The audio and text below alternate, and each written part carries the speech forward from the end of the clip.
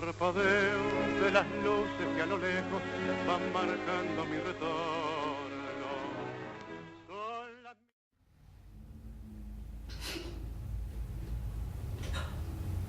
Un cumpleaños o una cena navideña.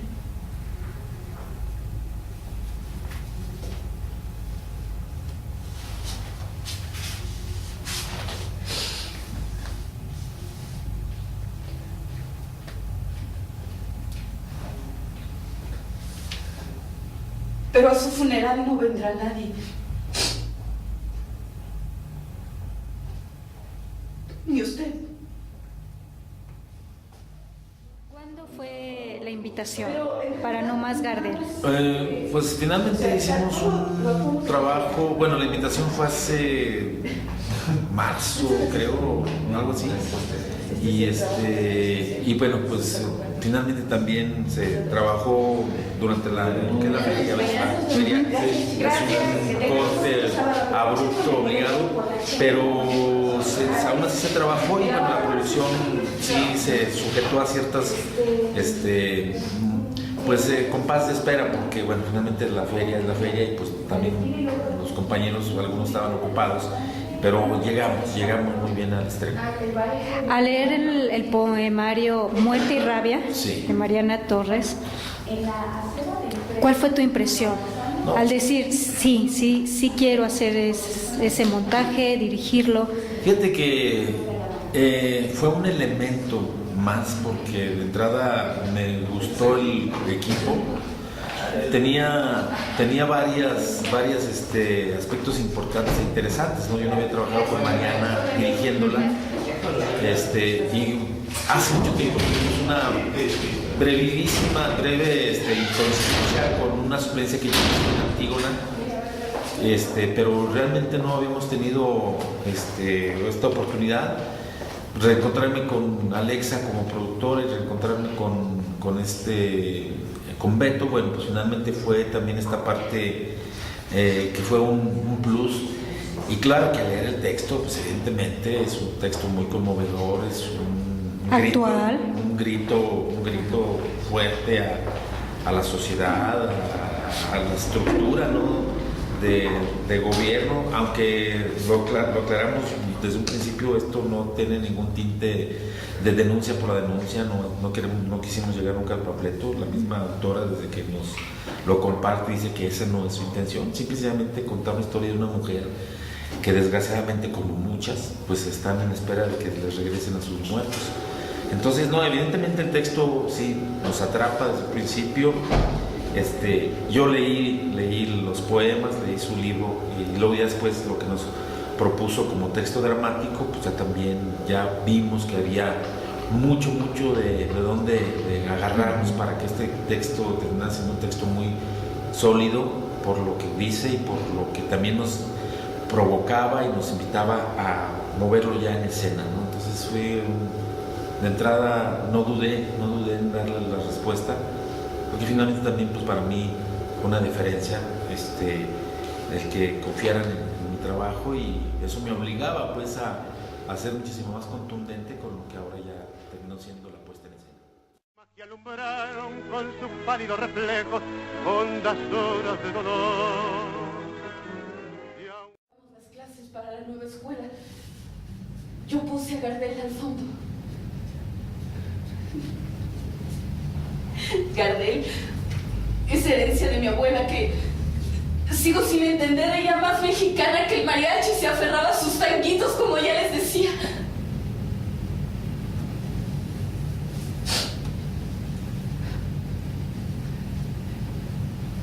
Sentir que es un soplo la vida, que 20 años no es nada, que febril la mirada, errante en las sombras, te busca y te nombra. Vivir con el alma aferrada a un dulce recuerdo que yo otra vez. Torres, ¿cómo estás? Hola, muy bien, gracias. Autora del poemario Muerte y De Muerte y Rabia. De Muerte y Rabia. Así es. Ganadora del premio Dolores Castro el año pasado. Así es, un premio nacional que convoca el IMAC. Ajá. Y bueno, ahí tuvimos la suerte de ganar. Y de ahí se deriva el texto dramático que lleva el nombre de No Más Gato. Cuando escribiste el poemario, ¿te imaginaste llevarlo a la dramaturgia? Pues lo que pasa, yo siempre les comento a las personas cuando presento el libro, que en realidad cuando yo estaba escribiendo el poemario lo visualizaba como escenas. No pensaba en llevarlo a adaptar. En realidad eso fue que surgió mucho después, muchísimo después. Este poemario fue escrito en 2011 y el año pasado entró a concurso y tal, pero no pensaba que se llevarlo a teatro. Lo que a principio de año lo que me llevó a hacer esta adaptación es que justamente yo visualicé como pequeñas escenas cada poema, ¿verdad? Pero al momento de la escritura del poemario, ni por la cabeza tenía hacer una adaptación para teatro. ¿Es un hecho verídico de esta mujer que pierde a su esposo? ¿O es de tantas historias que se leen en la nota roja? Tal cual. ¿Sí? De hecho, lo que quisimos rescatar es que son tantas historias y todas tan anónimas ya, Sí. todas tan vueltas estadísticas, números fríos, noticia que ya incluso pasamos de largo en el periódico, ¿no? Entonces, pues verídico, tan verídico como la realidad de nuestro país. Pues. Por supuesto. Sí. Si a eso te refieres, a que yo conozca un caso cercano tal cual, afortunadamente no. Siempre estás oyendo las referencias al primo de un amigo, ¿no? O a la esposa de un tal. Con la niña de la prepa. O Andrea Noemí, ¿no? Pero digamos que algo que a mí me conste de primera mano, afortunadamente no lo he tenido que ver. Y evocar a Gardel, a este gran personaje argentino, es un símbolo, podríamos decirlo, en este poemario. Cuando escribí el poemario y visualizaba esta historia, porque el poemario son 3 momentos, dos donde habla ella y el del medio, que es donde habla él volviéndose un cadáver. Y yo visualizaba estas voces de este matrimonio, de esta pareja, como alguien que disfrutaba de esta música que es como muy, se podría pensar, añeja, ¿no? Pensando que son personajes sencillos, comunes, de gustos pasionales, porque el tango es apasional, pero yo no pensaba en un símbolo específico, o sea, de decir, es que Gardel, no sé qué. Lo interesante ha resultado lo que la gente lee de esto. ¿No? Por ejemplo, por ahí un espectador dijo, es que Gardel es argentino y Argentina nos recuerda a las madres de mayo del 68, que son madres que siguen buscando a sus desaparecidos por la dictadura. Él hizo esta conexión, lo cual yo agradezco profundamente porque yo en un inicio no tiene esa intencionalidad, debo reconocerlo. Pero Gardel a mí me parece alguien que, o sea, sus letras son tristes, ¿no? El tango es triste. Y me enganché sobre todo por la canción de, ¿cómo se llama la de 20 años? Con la frente marchita. Con la frente marchita. Entonces, esa canción a mí siempre me ha gustado y dije, pues, que oigan a Gardel por este dolor que es. Entonces de ahí viene. En realidad, el símbolo, pues como ya lo dije, qué padre que alguien lo lea también desde ahí. Y también aquí haces doble actuación, podríamos decirlo, ¿no? Una, que eres la autora, la otra, pues eres la actriz. Interesantísimo, ¿no? Pues porque yo me imagino, perdón, que en esa pasión que tú le imprimes al teatro, que hemos visto muchas de tus obras, llevar el personaje de esta mujer, pues qué mejor que tú, Mariana. Pues mira, no sé si qué mejor, ¿verdad? Eso nunca lo sabremos hasta que alguien decida si en algún momento hacerme el favor de querer montarlo. Eso no lo puedo saber. Bueno, sería maravilloso. Lo que sí te puedo decir es que es una experiencia para mí muy intensa Uh-huh. y muy agradecida. Yo quiero extender mi gratitud profunda al equipo completo, a Ale y Beto, porque nuevamente se engancharon en la aventura de aceptar esta propuesta, porque la propuesta sí surge de decir, ¿saben qué? Vamos haciendo el poemario, adaptémoslo. Beto y yo actuamos, tú produces y vamos a encontrar quien nos dirija. Y aquí va mi agradecimiento a Chon, que ya lo dijo. Afortunadamente encontramos vías de comunicación que empataron perfectamente nuestra perspectiva de la historia, nuestra perspectiva de lo que se quería contar. Y en ese sentido para mí ha sido realmente un regalo hermosísimo. O sea, un regalo en qué sentido, en que es un texto que desde el poemario y después en una adaptación,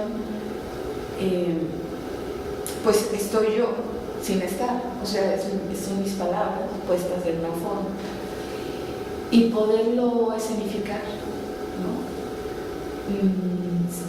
Me decían ahorita unos jóvenes, dice, es que yo la veía y yo sentía que era su historia. Le digo, bueno, afortunadamente no es mi historia, dice, pero está hecha desde muy adentro, me dice. Le digo, eso sí, o sea, eso sí, o sea, porque pude tener la suerte de empatar las dos cosas.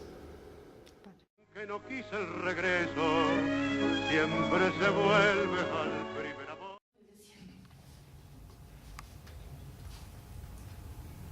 Me llevaron en una camioneta saliendo de la escuela. Ni siquiera se esperaron a que los niños se fueran a sus casas. Fue todo muy rápido, muy bien organizado. Se podría decir que limpio. Ya no. Lo volveré a la plaza. No más. Nuevamente en Proyecto 5, Beto, con una propuesta de estreno del 2014, No más Gardel, el profe, un personaje, bueno, bien dice Mariana que pues los hay en muchas partes, ¿no? Hay muchos profes, pero este profe pues es muy especial, porque desgraciadamente tiene un amor grandísimo a su esposa, pero le toca la mala suerte, ¿no? La mala fortuna de que le pase esa desgracia. Fíjate que yo creo que una de las cosas más lindas que estamos redescubriendo, porque de algún modo lo habíamos sospechado desde el principio, es que la historia es al final una disección del dolor, es como una radiografía del dolor. Claro que hay una denuncia por la situación que vivimos, esta violencia que arrebata, como en esta historia, a parejas, a familias, a madres. Ella cuenta todas las mujeres de las que se rodea y cada una con una historia. Pero sin duda, más allá de eso, porque si así fuera caería en un panfleto ya muy repetido y muy fácil, se humaniza esta tragedia, y eso es lo lindo, yo creo que de la historia desde el poemario que escribió Mariana. Como ella decía, y el texto luego lo recupera, las noticias cambian de un día a otro y el mundo sigue, supongo que así tiene que ser, pero nos hemos enfrentado a la frialdad de verlo así, como números, como noticias del lunes o del martes o del miércoles, las cuales para el sábado se nos olvidaron. Y esto regresa con la maravilla que es el teatro, a humanizar el hecho de poder decirle a la gente, miren, más que un número, más que una primera plana, más que una nota perdida, se trata del dolor humano de alguien, ¿no? De esta pareja, estamos retratando la inmensa tragedia que esta pareja ha sufrido.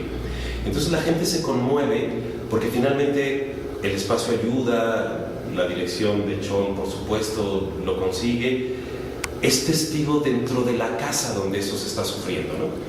Entonces el profe tiene esa belleza tristísima de contar desde ahí esta dolorosísima historia. El profe en realidad no existe, ¿no? En la obra se dan estas pequeñas señales que el público ha captado muy bien, en donde se entiende que el profesor es aquí presente en escena, es un recuerdo de ella lo está construyendo, es medio entre lo que se imagina, medio entre lo que quiere, medio entre lo que extraña, medio su dolor, medio su esperanza, sus propias palabras. Claro, el profe, fíjate que eso escénicamente fue muy lindo, porque el profe en realidad no existe, el profe no está aquí, el profe está en la cabeza de la chapa. Entonces, bueno, como personaje, lo lindo de lo humano, de poder fotografiar tan de cerca esta escena de dolor, ¿no? Y desde lo escénico, pues el reto de lo que significa una propuesta como esta, ¿no? Un teatro intimista, ¿no? Que no cualquiera lo puede hacer, porque tenemos a cuánta gente, 30. 30 personas. Fíjate que desde el principio se tomó la decisión. Yo creo que Mariana, cuando dice, ya veía escenas, cuando escribía, yo creo que, por supuesto, cuando lo he dicho, así lo imaginaba. No hubiera podido ser de otro modo, hubiéramos podido irnos a un teatro, por supuesto. Hubiéramos podido incluso, como muchos otros compañeros lo hacen, treparnos al escenario, crear un espacio así fuera íntimo, pero creímos que la historia es tan genuina, es tan dolorosamente genuina, que solo en un espacio real podía pegar de esta manera, ¿no? Estamos invitando a la gente a que se sienta como un testigo invisible. Literalmente entran a su casa. Claro, bueno. Y es su casa. Y aparte es su casa. Gracias por la invitación. Sí, sí, se sientan en las gradas y lo que sea, pero finalmente están de espectadores invisibles de un espacio real. Entonces yo creo que luego ya esto, por supuesto, y con la enorme dirección que Chon nos ha podido colaborar, se teje una trenza muy fina, es un tejido muy finito, porque ciertamente tiene su reto y su riesgo, ¿no? El otro día me preguntaban también si con tantos años de experiencia todos, esto significaba un nuevo reto y un nuevo aprendizaje. Claro que sí. Digo, no es la primera vez que yo hago teatro intimista, pero quizá nunca como aquí. Y uno como ejecutante debe saber que sus herramientas se modifican todas. Tu voz se modifica, tu proyección se modifica, tu desenvolvimiento corporal se modifica. Chon decía, con esta experiencia que tiene en cine también ganada, es cine, muchachos, O sea, los estamos viendo, su suspiro se oye, sus pupilas que tiemblan las vemos, los más imperceptibles movimientos de sus manos se notan. Digo, lo distinto que es actuar ante 300 personas en una comedia, donde tú tienes que proyectar y luego venirte a este microscopio, ¿no? Es una cosa muy sabrosa. Es su vida, tuyo es su querer, bajo el burlón mirar de las estrellas. En las que alguna vez, si mal no recuerdo, aquí se vivió una historia de amor.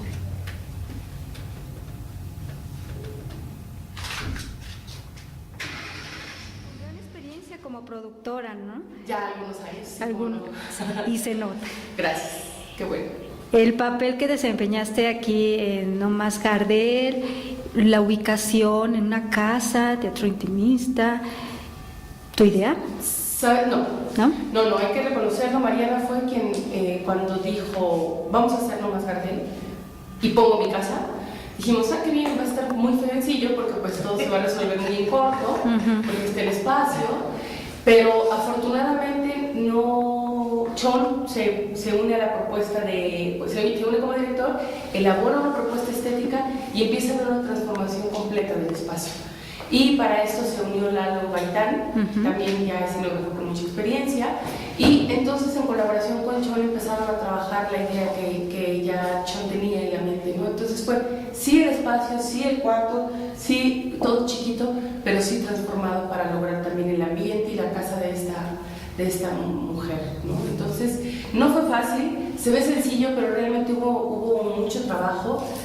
Elementos necesarios los que tienen que estar desde la iluminación, desde transformar los muros y los elementos mínimos indispensables para que pudiera darse esto. Y obviamente las gradas, porque también la otra era, bueno, pues que quepan 5 en primera fililla, pero bueno, no hay que también recuperar, hay que lograr que el objetivo es que también se vea lo más posible, por eso también estamos pensando en la siguiente temporada, muy bien. Para que más gente lo pueda ver, porque ciertamente 30 es muy poquito, son 12 funciones las que vamos a tener, entonces bueno, también queremos que el espectáculo lo pueda ver más gente. Recordé el montaje, se me olvidó el nombre, de cuando estuvieron en el Teatro de Luz, el Cooperador. En el sótano, que también ahí cabían 40 personas. Sí, y nadie se le había, bueno, creo que a nadie se le había ocurrido hacerlo en el sótano, ¿no? Del Teatro del IMSS. No, fíjate que creo que no. Entonces sí fue así como una ocurrencia muy locochona, pero justo también era pensando, y ahí desde la poética de dirección de Mariana aquel entonces, de acotar al espacio. Creemos mucho en esta parte de que el espacio es indispensable, atmósferas. Entonces, bueno, esto de hacerlo en la casa, por ejemplo, no es novedad, no estamos descubriendo en el hilo negro. En México se hace mucho, se hace en combis, se hace en azoteas, se hace en camiones, se hace en el metro, se hace en baños. Pero en Aguascalientes poco se ha explorado por ahí, ¿no? No es que descubramos el hilo negro ni el agua tibia, pero por lo menos creo que estamos en aguas, empezando con esta nueva posibilidad de buscar otros espacios, ¿no? ¿Cómo se le podría llamar? Porque por ahí me decían es microteatro. Ya ven que ahorita está muy en boga esto, pero creo que no va por ahí, ¿verdad? Teatro íntimo. Teatro íntimo. En el espacio alternativo. Creo que porque el microteatro incluso es para un espectador.